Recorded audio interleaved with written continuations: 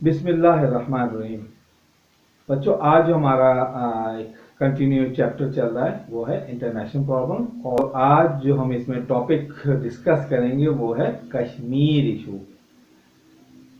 Kashmir issue, जैसे हम पाकिस्तान और इंडिया रहने वाले इस इशू को बहुत अच्छे तरीके से जानते हैं, हमें इसकी नॉलेज है, इसके बारे में काफ़ी कुछ भी जानते हैं, लेकिन बहुत सारे ऐसे पॉइंट हैं जो आज हम आज के लेक्चर में हम डिस्कस करेंगे। पाकिस्तान कश्मीर इशू जो है वो पाकिस्तान और इंडिया का एक बहुत पुराना इशू है, यानी जब से पाकिस्तान और इंडिया इंडिपेंडेंट स्टेट की सूरत में आए और उसी वक्त से ये कश्मीर इशू जो है वो स्टार्ट हो गया था। और इसीलिए कश्मीर इशू को हम न्यूक्लियर फ्लैश पॉइंट भी कहते हैं, क्योंकि पाकिस्तान और इंडिया दोनों जो है वो न्यूक्लियर कैपेबिलिटी के हामिल हैं, दोनों कंट्रीज न्यूक्लियर वेपन रखते हैं, लिहाजा इन दोनों के दरमियान जंग होना इसका मतलब है कि किसी वक्त कोई न्यूक्लियर वॉर भी हो सकती है। इस वजह से इसको हम न्यूक्लियर फ्लैश पॉइंट कहते हैं। कश्मीर इशू को डिस्कस करने से पहले हमें इस पूरे एरिया की डेमोग्राफी को समझना पड़ेगा कि एक्चुअली इस कश्मीर इशू में ऐसी क्या बात है और वो क्या पॉलिटिकल और हिस्टोरिकल इश्यूज हैं, या ऐसे कौन से हिस्टोरिकल जो एस्पेक्ट हैं जिसकी वजह से कश्मीर जो एक वन ऑफ द जो है इम्पोर्टेंट इशू बन के रह गया है। कश्मीर बेसिकली पाकिस्तान और इंडिया और चाइना के दरमियान एक बहुत ही खूबसूरत वैली है, माउंटेनियस इलाका है और ज़्यादातर अनकल्टिवेटेड एरिया है। इस तमाम एरिया में कुछ बहुत ही खूबसूरत वैलीज हैं कश्मीर की, वो हैं जो कि one of the beautiful valleys in the world मानी जाती हैं, और बहुत ही एक इसको हम हेवन ऑन द अर्थ भी कहते हैं, जस्ट बिकॉज देयर ब्यूटीनेस। इतनी ज़्यादा ब्यूटीफुल वैलीज हैं कि हम इसको हेवन ऑन अर्थ कहते हैं।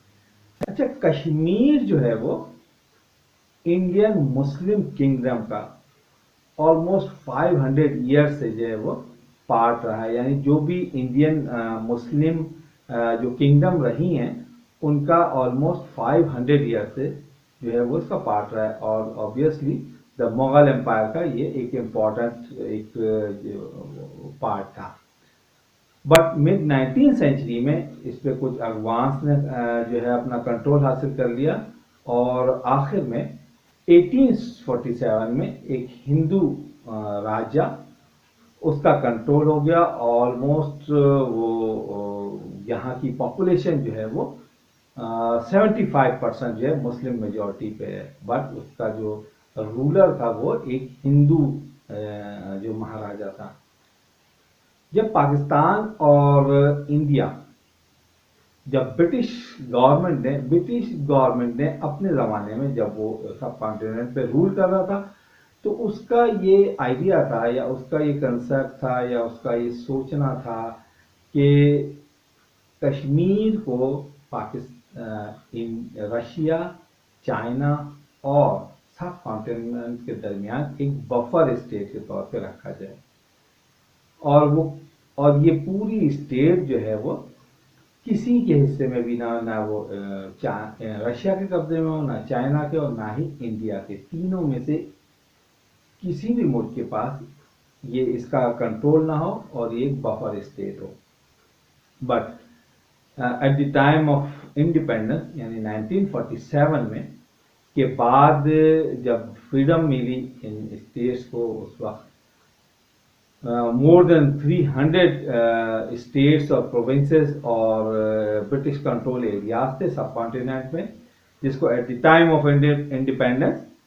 ये ऑप्शन दिए गए। पहले तो दो ऑप्शन दिए गए, यानी either they are with India और गो विद पाकिस्तान, बट कुछ ऐसे भी स्टेट थे और ऐसे एरियाज थे जिनको ये एक थर्ड ऑप्शन दिया गया कि either they want to be a independent, या वो एक न्यूट्रल स्टेट के तौर पर रहना चाहते हैं। ना वो तो इंडिया के साथ जाना चाहते हैं या ना ही वो पाकिस्तान के साथ जाना चाहते हैं, तो वो इंडिपेंडेंट रह सकते हैं। तो उस वक्त का जो महाराजा था हरि सिंह, उसने ये डिसाइड किया कि वो ना तो वो इंडिया के साथ जाना चाहता है और ना ही पाकिस्तान के साथ, इंडिपेंडेंट रहना चाहता है। But as we know that कि वहाँ पे 75% जो थी वो मुस्लिम मेजोरिटी रहती थी, और वो इस बात से खुश नहीं थी कि वो इंडिपेंडेंट रहे। लोगों का वहाँ पे ये एक ख्याल था कि उन्हें पाकिस्तान के साथ जाना चाहिए, और क्योंकि मुस्लिम मेजोरिटी एक एरिया था, तो वो हर हाल में उन्हें पाकिस्तान के साथ जाना चाहिए, जिसकी वजह से उन्होंने एजिटेशन शुरू कर दिया। और पाकिस्तान के जो पश्तून कबाइल थे वो उनकी हेल्प के लिए पहुंच गए, श्रीनगर तक चले गए, और एक क्योस जो है वो कश्मीर में स्टार्ट हो गया। हरि सिंह इस सिचुएशन से बहुत ज़्यादा परेशान हुआ, और वो उस वक्त के जो इंडिया के प्राइम मिनिस्टर नेहरू थे उनके पास गए, और बहुत ही एक जल्दबाजी में उसने नेहरू के साथ एक पैक्ट साइन कर लिया कि वो इंडिया के साथ जो है वो शामिल होना चाहता है। ये वो पॉइंट था जिसकी वजह से कश्मीर एक बर्निंग इशू के तौर पे आज तक कंटिन्यू एक बर्निंग इशू के तौर पे चल रहा है। लोग वहां के चाहते थे कि जो है वो पाकिस्तान के साथ जाएं, जबकि उनका जो महाराजा या रूलर था वो इंडिया के साथ उसने साइन कर लिए। बिल्कुल यही राय इंडिया की कोई दूसरी स्टेट ने दी कि वहाँ के राजा जो थे वो तो मुसलमान थे। हैदराबाद दक्कन है या जूनागढ़ है, यहाँ के जो रूलर थे वो तो मुसलमान थे, लेकिन मुसलमान मेजोरिटी में वहाँ नहीं थे, और उन्होंने पाकिस्तान के साथ जो है वो अपना जो साथ जाने की उन्होंने इरादा जाहिर किया, जिसकी वजह से इंडिया ने कहा कि नहीं, वहाँ पर तो हिंदू मेजोरिटी पॉपुलेशन है, जिसकी वजह से पॉसिबल नहीं है, और वो आज तक पाकिस्तान के साथ नहीं जा सके, वो अब इंडिया के हिस्से बन चुके हैं। लेकिन यही ऑप्शन जब कश्मीर में लोगों ने इस्तेमाल किया तो वहाँ उसको एक्सेप्ट नहीं किया। ये एक डबल स्टैंडर्ड था इंडिया का, और पाकिस्तान इंडिया एक बड़ा मुल्क था और स्टेबल था, जबकि पाकिस्तान अपनी दूसरी इंटरनल प्रॉब्लम में बिजी था, और उसके साथ फौरन ही ये इशू, कश्मीर इशू, कायदे आज़म उस वक्त जिंदा थे और उस वक्त इशू खड़ा हो गया। तो वो पश्तून कबाइल की वजह से जितना पाकिस्तान कब्जा आज़ाद करवा सके थे वो उन्होंने करवा लिया, और वहाँ पे इंसर्जेंसी शुरू हुई, और नेहरू जो था इस इशू को यूनाइटेड नेशन में लेके गया। वहाँ पे सीज फायर हुआ, और जो यूनाइटेड नेशन की जो पीस कीपिंग फोर्स थी वहाँ डिप्लॉय हो गई, और उन्होंने सीज फायर कर दिया, और ये डिसाइड किया या अनाउंस किया कि जब कश्मीर के हालात जो है वो काम एंड क्वाइट और स्टेबल हो जाते हैं तो यहाँ पे फिर रेफरेंडम करवा दिया जाएगा कि वो इंडिया के साथ जाना चाहते हैं या पाकिस्तान के साथ। बट वो रेफरेंडम आज तक नहीं हुआ, यानी मोर देन 72 ईयर्स हो गए, वो रेफरेंडम नहीं हो सका, और यही वो रीज़न है कश्मीर का एक बर्निंग इशू होने में। अच्छा, 1948 में जो पहली जंग हुई जिसपे तकरीबन जो पश्तून ट्राइब्स थे उनकी जो मलेशिया थी उन्होंने श्रीनगर तक पहुंच चुके थे और श्रीनगर तक कब्जा कर लिया था, बट एक पीस लाइन ऑफ कंट्रोल एक यूनाइटेड नेशन ने बना दी, जो कि नीलम रिवर या जिसे हम झेलम रिवर कहते हैं वहां तक के लाइन ऑफ कंट्रोल या एक टेम्परेरी जो है वो बॉर्डर बना दिया गया बिटवीन पाकिस्तान एंड इंडिया, और जितना हिस्सा पाकिस्तान के पास था वो पाकिस्तान के अंडर कंट्रोल रहा, और जितना हिस्सा नीलम वैली के अदर साइड का जितना भी पोर्शन था यानी जम्मू कश्मीर सबसे इंपॉर्टेंट एरिया जो था वो इंडियन कंट्रोल में रहा। वो जंग खत्म हो गई। फिर 1965 की वॉर, एक और वार हुई, वो इसी कश्मीर इशू पे हुई, और हैवी कैजुअलिटीज हुई दोनों साइड पे। पाकिस्तान का जो था वो विक्ट्री सपोज की गई, पाकिस्तान ने काफ़ी इंडियन के टेरिटरीज पे जो है ना वो कंट्रोल हासिल कर लिया, इधर राजस्थान में या पंजाब की साइड या कश्मीर की साइड। बट फिर ताशकंद एग्रीमेंट हुआ पाकिस्तान और इंडिया के दरमियान। रशिया का एक ताजिकिस्तान का शहर था ताशकंद, वहाँ पे जो है वो एक एग्रीमेंट साइन हुआ जिसमें ये फिर से डिसाइड किया गया कि रेफरेंडम, जल्द ही रेफरेंडम करवा दिया जाएगा। बट ऐसा फिर नहीं हुआ और ये जो प्रॉमिस था उसको प्रॉमिस ही रहा, उस पर फुलफिल किसी दोनों कंट्री, इंडिया या यूनाइटेड नेशन, दोनों उसको जो है ओन नहीं कर सके इस प्रॉमिस। अच्छा, eight the time of partition जो बहुत सारे एक अनजस्टिस हो रहे थे बाउंड्री कमीशन में, बिल्कुल वही एक अनजस्टिस गुरदासपुर के जगह पे हुआ। वो ये इलाका total Muslim majority populated area था, बट इसको बाउंड्री कमीशन ने जो है वो इंडिया के में शामिल कर दिया, इंडिया के मैप में शामिल कर दिया। और ये उस वक्त डिसाइड हुआ था कि जो मुस्लिम मेजॉरिटी इलाके हैं वो पाकिस्तान में शामिल होंगे और वो पंजाब का एरिया था। इंडिया में शामिल करने से ये इंडिया को बेनिफिट मिला कि एक जो कश्मीर का एक ओनली द वे था, रोड और रेल नेटवर्क का, वो गुरदासपुर से जाता था। अगर वो गुरदासपुर पाकिस्तान में शामिल कर लिया जाता तो पाकिस्तान का जो कंट्रोल बहुत ज़्यादा स्ट्रांग हो जाता। बट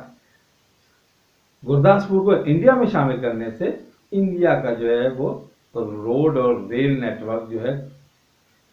कनेक्शन हो गया कश्मीर से, और इस तरह से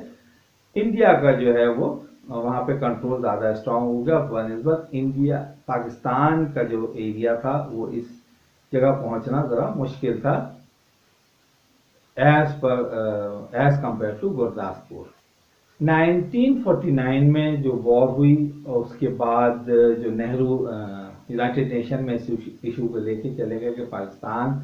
ने जो है वो हम इस एरिया पे जो है जो इंडिया के साथ शामिल हो चुका था, कश्मीर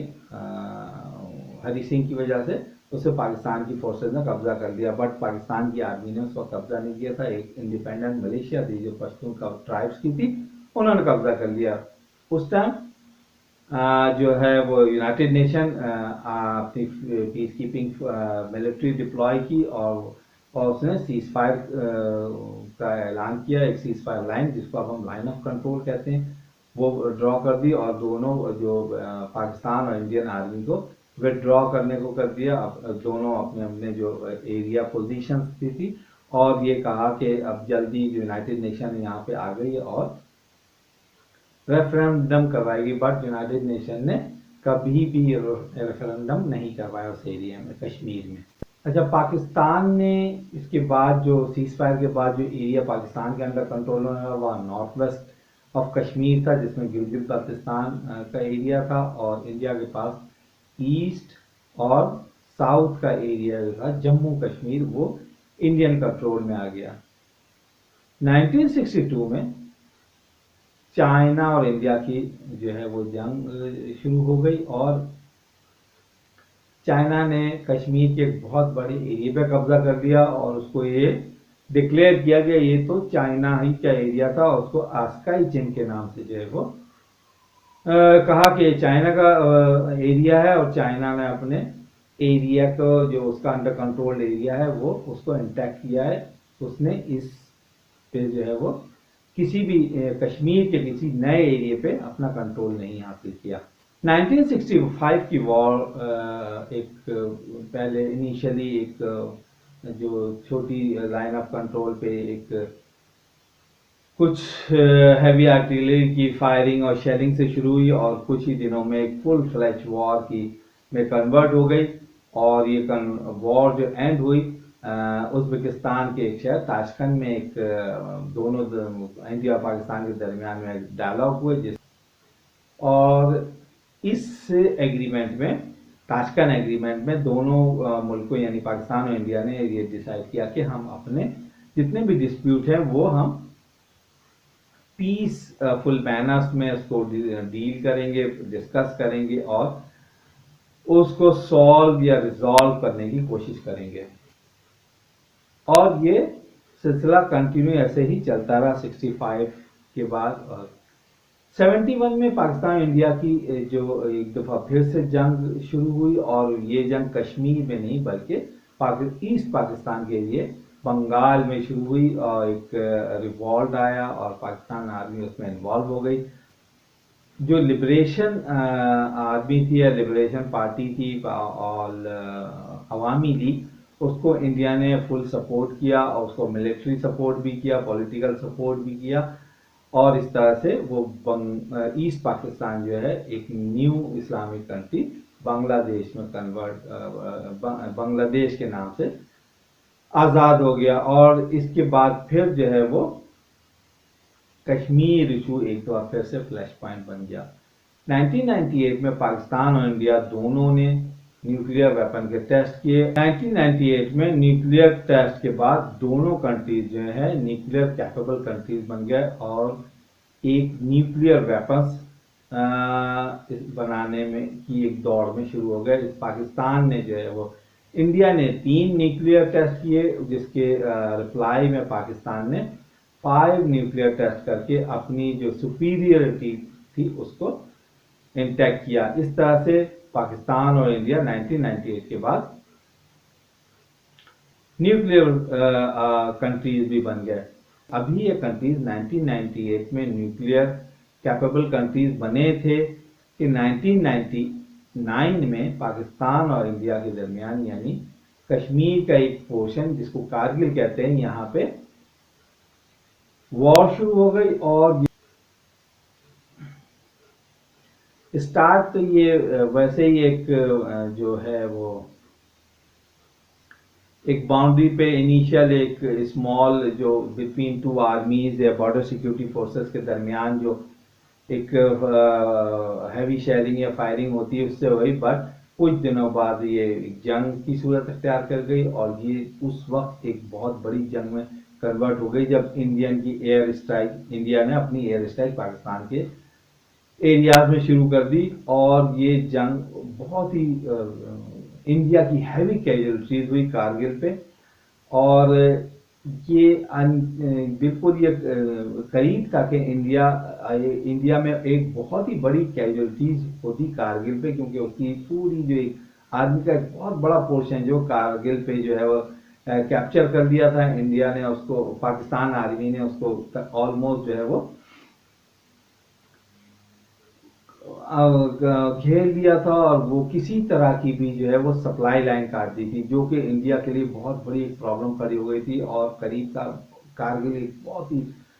जो है वो फ्रीजिंग टेम्परेचर का एरिया है, और पाकिस्तान के एक्सट्रीम नॉर्थ और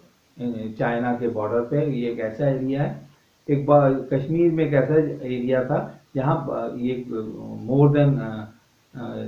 200 किलोमीटर से बड़ा एक एरिया है, और ये कंट्रोल लाइन से अगेंस्ट है।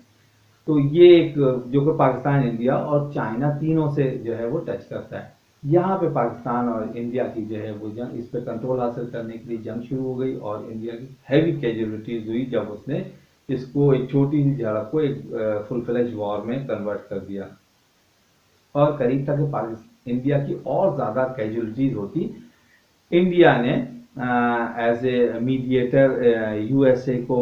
जो है वो एज ए मीडिएटर यूज किया, और उस वक्त के प्राइम मिनिस्टर नवाज शरीफ ने कारगिल से पाकिस्तान आर्मी की को विड्रॉ करने के जो है ऑर्डर जारी किए। इस तरह से